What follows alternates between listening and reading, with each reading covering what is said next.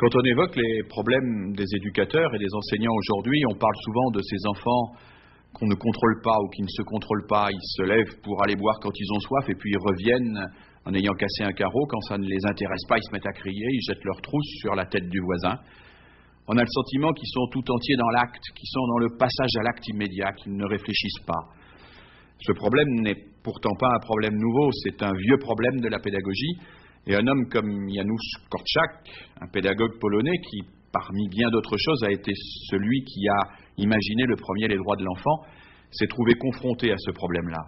Il a élaboré des méthodes pédagogiques pour précisément aider les enfants à surseoir à leur propre violence et à être capables de se doter d'une véritable volonté réfléchie.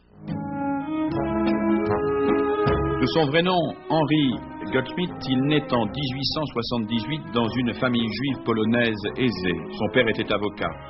Lui-même devient médecin et se met à écrire des pièces de théâtre sous le pseudonyme de Janusz Korczak. Très tôt, il se passionne pour les enfants et devient un pédiatre à la mode. Pourtant, à 34 ans, il abandonne vite une carrière qui lui aurait été facile et monte un orphelinat en 1912 pour les enfants juifs en difficulté. En 1919, il ouvre un autre établissement pour les enfants d'ouvriers polonais. Dès lors, il va se consacrer à ces orphelinats qui recueillent ce que l'on appellerait aujourd'hui les enfants des rues. Mon père était médecin, mais il a connu Korczak. Ils sont devenus très proches un pour l'autre.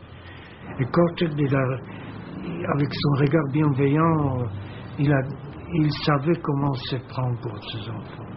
C'était des gosses agités, même des petits malfrats.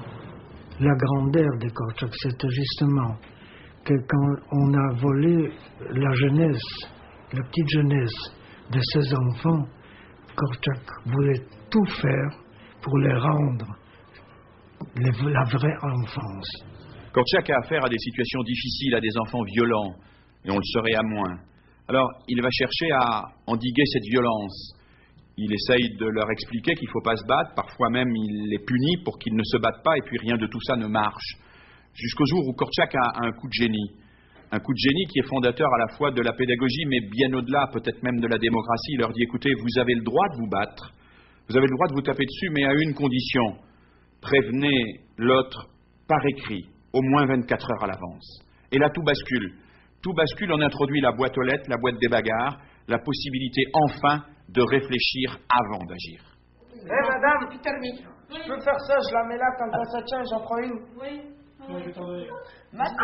C'est une boîte aux lettres où chaque jeune du DSA pourra mettre ses mots. En 2 mots, le DSA, c'est où des jeunes viennent pour rétablir leur place au collège parce qu'ils sont pas tout à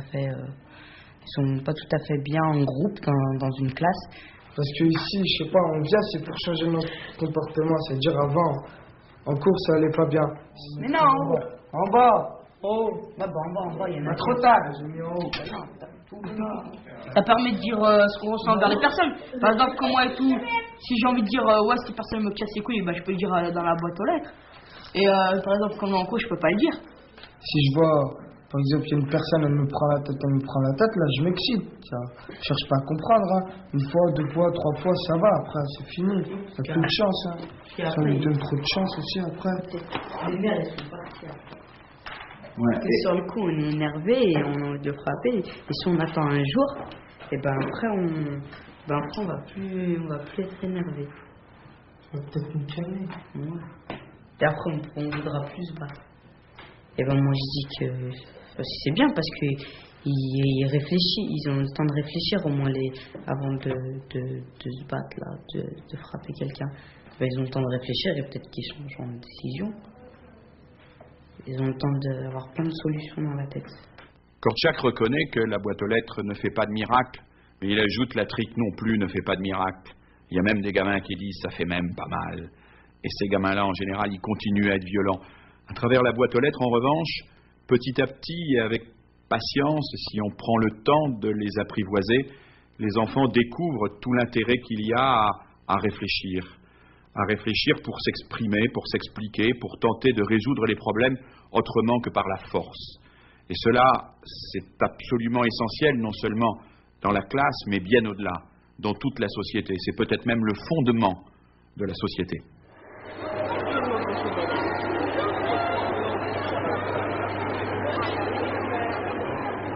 Il y a bientôt 23 ans que je laisse écrire les gens, parce qu'après avoir été écrivain public pendant un certain nombre d'années et avoir écrit toutes les lettres qu'on m'a demandé d'écrire, j'ai pensé qu'il valait mieux que les gens écrivent leurs lettres eux-mêmes. Donc je suis devenue éveilleuse d'écriture et maintenant je les laisse écrire au lieu d'écrire à leur place.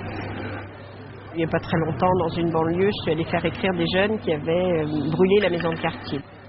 Leur première volonté d'écrire, c'était de la violence. Alors je leur ai dit, on va écrire ça. Et effectivement, quand on se trouve face à un papier, face à soi-même et un objet d'écriture qui ne permet pas de balancer ce qu'on pense, mais de l'écrire de façon intime, on est beaucoup moins violent et on écrit des choses fortes et intenses, mais pas forcément vulgaires ou dérangeantes. Des choses qui peuvent être lues. Et après avoir écrit tout ça, ces jeunes m'ont dit, maintenant que tu es venu, on ne peut plus faire les cons comme avant. Alors j'ai dit, ah bon, pourquoi donc?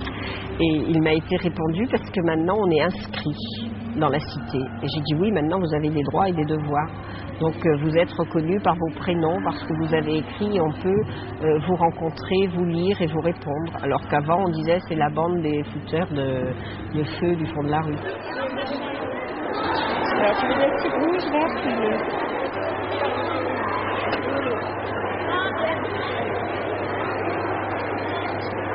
Je pense que la permission d'écrire dans des moments de drame ou dans des moments d'intensité ou dans des moments de violence extrême est nécessaire.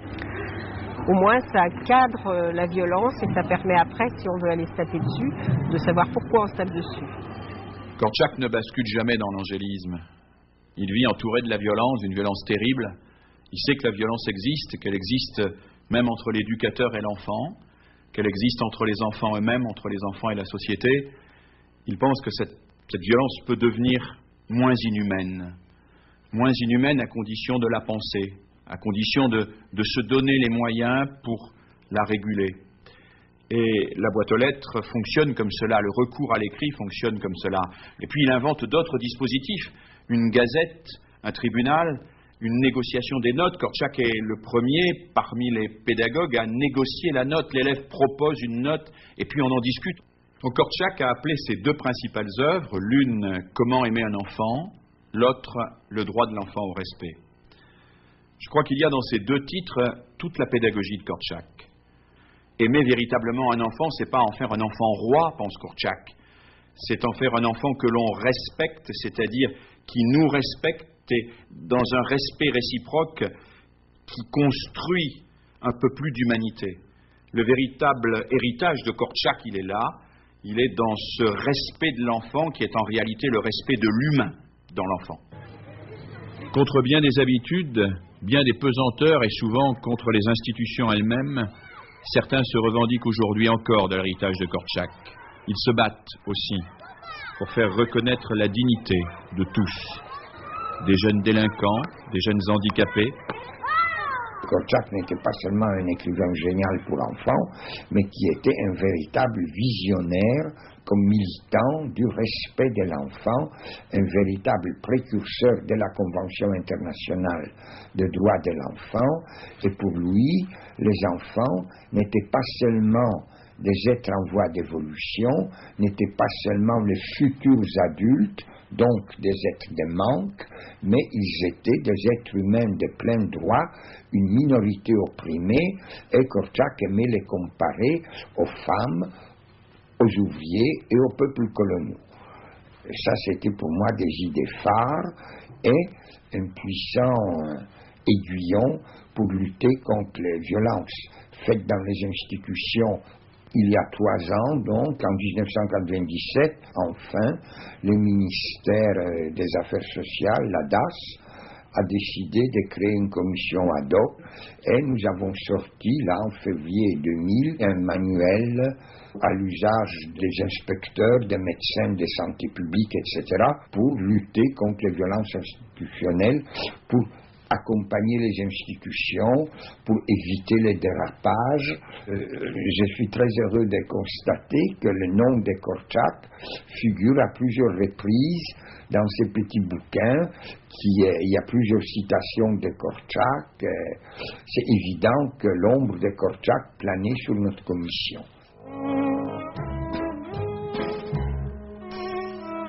Korczak connaîtra une fin tragique. En septembre 1939, les nazis envahissent la Pologne. En octobre 1940, ils ordonnent la création d'un ghetto juif à Varsovie. Korczak y transfère son orphelinat. Il y accueille alors de nouveaux enfants. On offre au vieux docteur la possibilité de s'exiler, mais il refuse d'abandonner ses orphelins. C'était le 5 août 1942, le matin, à 10h, c'est mon père qui m'a dit la veille qu'on parle déjà de déportation d'orphelinat. Alors je me suis précipité très tôt, j'ai déjà vu les enfants, et à cette époque c'était justement à peu près 200 enfants avec lui. Et lorsqu'il a commencé à marcher, j'étais à côté de lui. Il murmurait pourquoi? C'est un seul mot. Il n'a regardé ni à gauche ni à droite, mais il a marché lentement. Et d'abord les enfants montent dans les wagons. Korczak se retourne et me donne encore le signe avec la main. Et là. Et il a disparu dans les wagons. Alors, je me suis retourné